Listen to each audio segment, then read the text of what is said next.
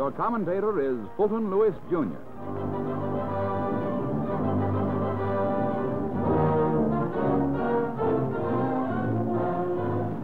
The grim struggle to clear the Atlantic sea lanes goes on.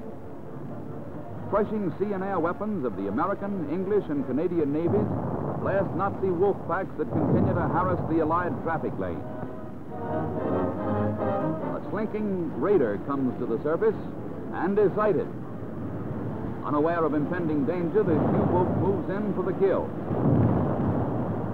The veteran crew of a United States Coast Guard cutter attacks. But the submarine fires its last telling shot.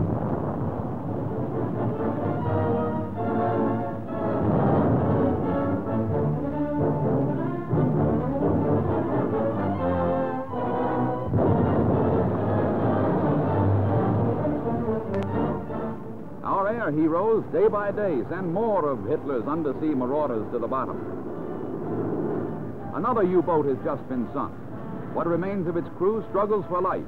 Often they perish, but sometimes they surmount the rigors of surging seas and are picked up by Allied warcraft. Their next stop is an internment camp.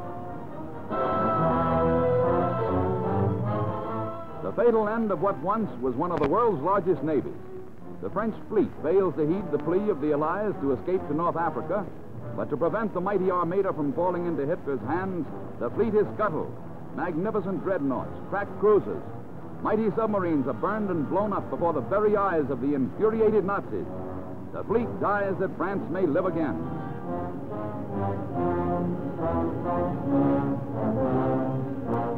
(1941). The United States Navy seizes the mighty French liner Normandy. 1942, fire destroys the once proud Queen of the Atlantic. 1943, the greatest ship salvage operation of all time begins. The Normandy rises again, a new symbol of hope for the France that will rise again.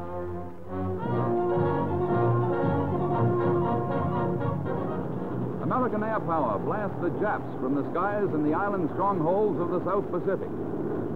In the Solomons, Jap transports are sunk almost as fast as they appear.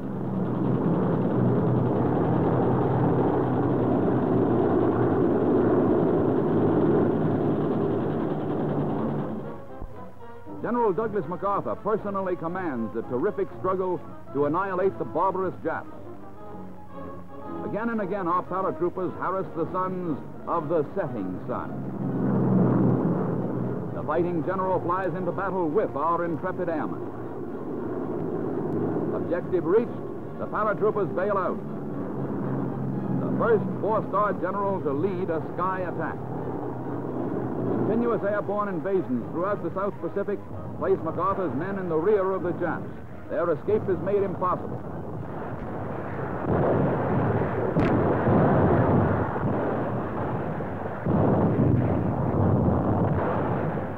Land forces fighting for every inch of ground trap thousands of Japs in dense tropical jungles.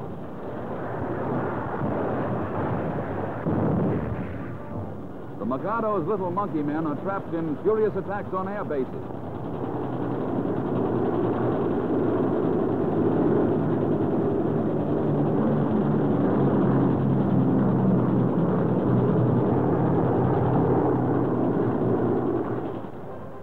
Treacherous Jap snipers are burned alive by infuriated natives.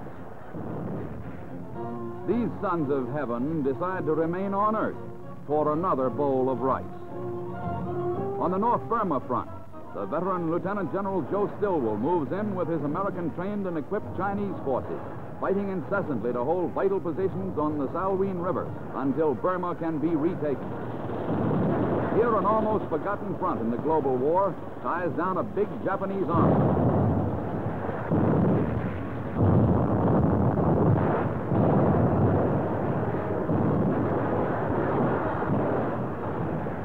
Once defeated by the Japs in Burma, General Stilwell fights on and trains a growing army to reconquer it.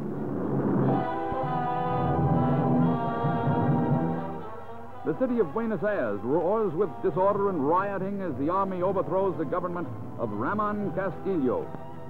Axis sympathizers, the overwhelming majority of the Argentine people, seek closer hemispheric ties, but against their will and mandate, the army takes them from the frying pan into the fire.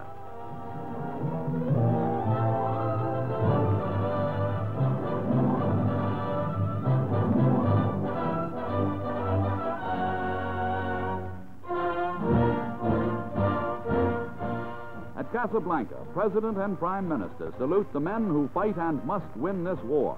The unconditional surrender of the Axis is planned and perfected by the Joint Military High Command.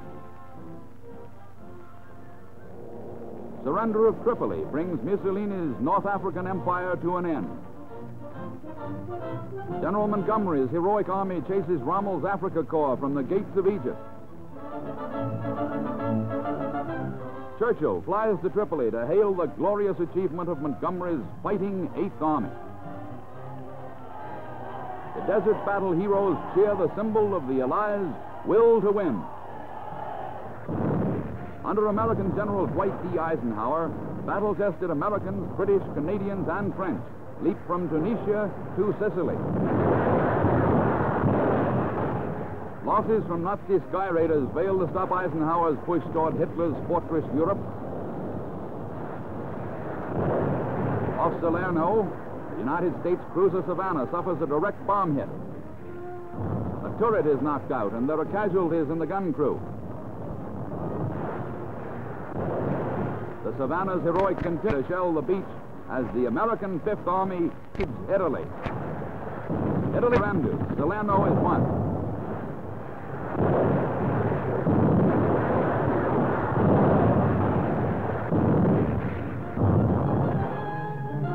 Allied armies march on Naples and Rome to tear down the double cross of continental Europe. The invasion of Italy weakens Nazi strength on the Russian front. Americans and Canadians capture Italian towns street by street. Naples is taken. All Nazi Germany trembles with every Allied advance to the north, certain to bring vast new areas of the Hitler homeland more and more within reach of crushing air bombardment.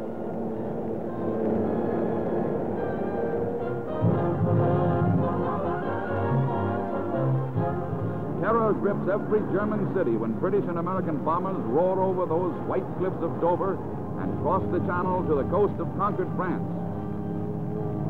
The shattering air offensive reaches a terrific feat such as the world has never known.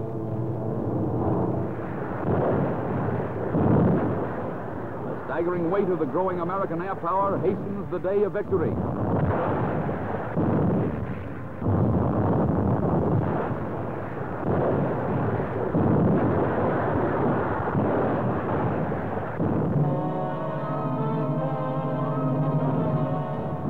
Smashing offensive, sustained at tremendous tempo for months, the avenging Red Armies sweep the Nazis out of the Ukraine and into a catastrophe that shakes all Germany to her sinister foundation. They shoot down counterattacking Nazis with savage joy.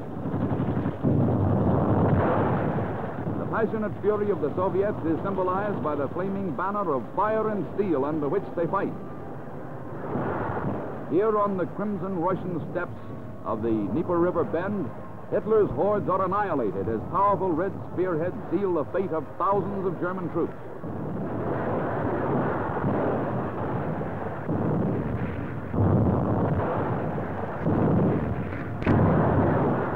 Mopping up back of the advancing armies, a Russian soldier calls on hidden Nazis to surrender. He draws near. A staggering blow to not attributed when Secretary of State Hull flies to Moscow. An historic prelude to victory.